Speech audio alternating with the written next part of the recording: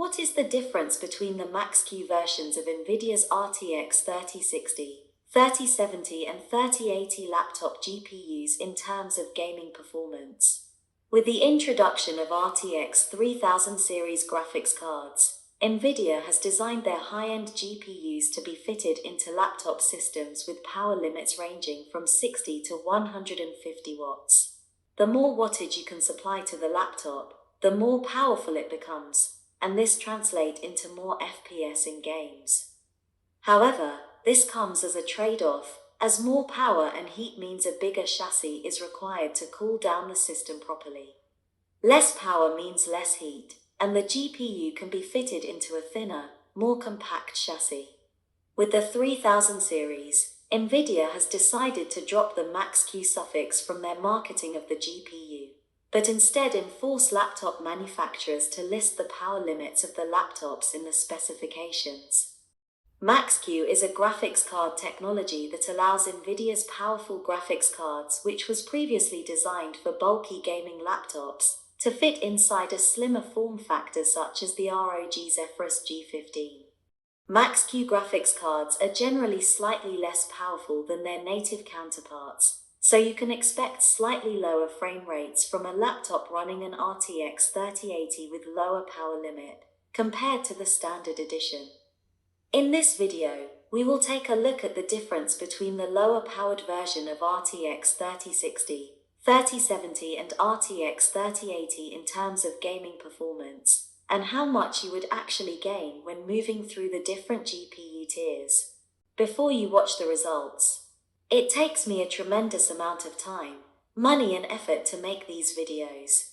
The video you are watching took me nearly 80 hours to conduct all testing, writing the script, editing and uploading the final video. My videos generally receive very few views and far less subs. I am incredibly delighted by all the nice comments from my followers, but I simply can't afford to keep on doing this for much longer without your active support. The best way you can support me is to watch through the whole video from start to finish, instead of just the end results. You will also gain valuable information by not skipping any part of the video. A small action from your side will make a difference and allows me to continue making these videos available for everybody. Please remember to drop a like on the video and most importantly, share my video on any social platform. Let's get on to the test results. The laptops I am using is the 2021 edition of ROG Zephyrus G15 gaming laptop, with the graphics cards and specs as presented.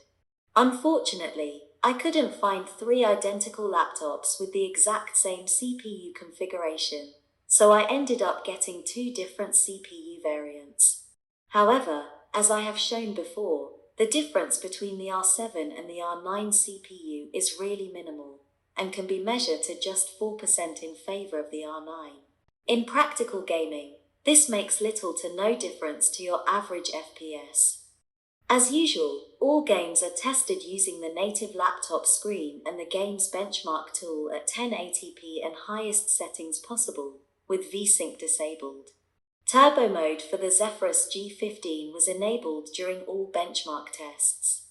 The results in Assassin's Creed Valhalla followed a linear pattern, with the 80-watt RTX 3070 rendering 7% more average FPS compared to the 80-watt RTX 3060. RTX 3080, on the other hand, scored 8% higher in average FPS compared to the RTX 3070.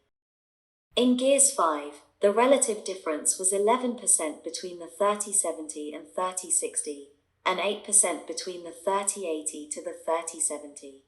Horizon Zero Dawn was tested using the built-in benchmark. At 1080p and ultra settings, the 3070 was 9% in front of the 3060, and 12% behind the 3080. Metro Exodus saw a bigger gap. This game is quite GPU intensive. The 3070 was 16% faster than its younger sibling in this title, but trailing the 3080 by 11% in average FPS. In RDR2, there wasn't a huge win for the 3080, but the gain over the 3060 is more significant. Shadow of the Tomb Raider is another graphics-heavy title. The RTX 3070 was 9% faster than the 3060, and RTX 3080 is 8% faster than 3070. In Warhammer II, the RTX 3070 was on average 11% faster than RTX 3060, and RTX 3080 was yet another 11% ahead of the 3070. In Total War 3 Kingdoms, the RTX 3070 was again the clear winner, being 14% faster than RTX 3060, while RTX 3080 was 13% ahead of the 3070. In Tom Clancy's The Division 2, the relative difference between RTX 3070 to RTX 3060 was 13%, and 6% between RTX 3080 and RTX 3070. Watch Dogs Legion was the final game tested. The game benefits from a lot of video RAM, so the 6GB of the RTX 3060 shows its limitations in this game. A near 28% gap to the RTX 3070 doesn't make the game unplayable, but certainly this could cause an issue in future games that requires more video RAM. Averaged out across all games tested, the 80W RTX 3080 graphics cards yield 9% more FPS compared to the RTX 3070, which in its turn was 12% faster than RTX 3060 at 80W TGP. Considering both the RTX 3060 and RTX 3070 versions has the R7 CPU instead of the R9, the gap to the 80W RTX 3080 should be closer if all three laptops had the same CPU. However, depending on the game, the FPS increase through the processor upgrade would still be very small if barely noticeable at all. Generally speaking, a faster processor typically benefits games like Rainbow Six Siege, Call of Duty Warzone, and CSGO.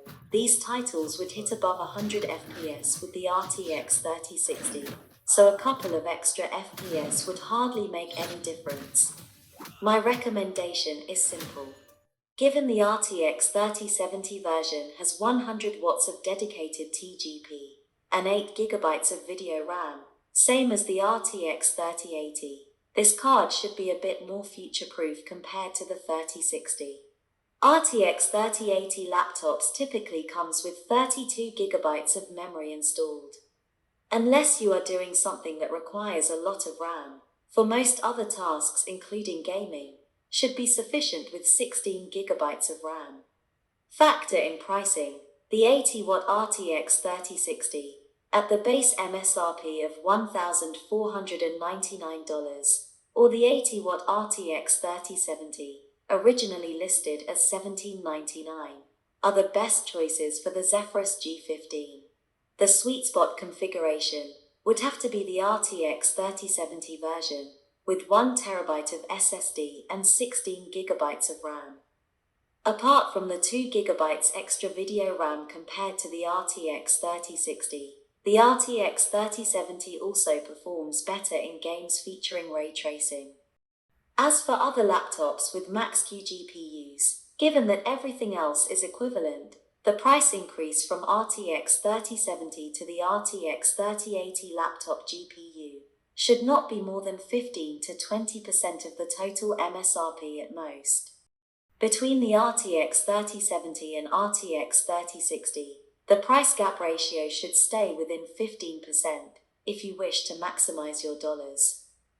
If you are interested to know the relative difference between the lower wattage versions of NVIDIA's high-end RTX GPUs to the higher wattage edition, click on the video showing on the screen.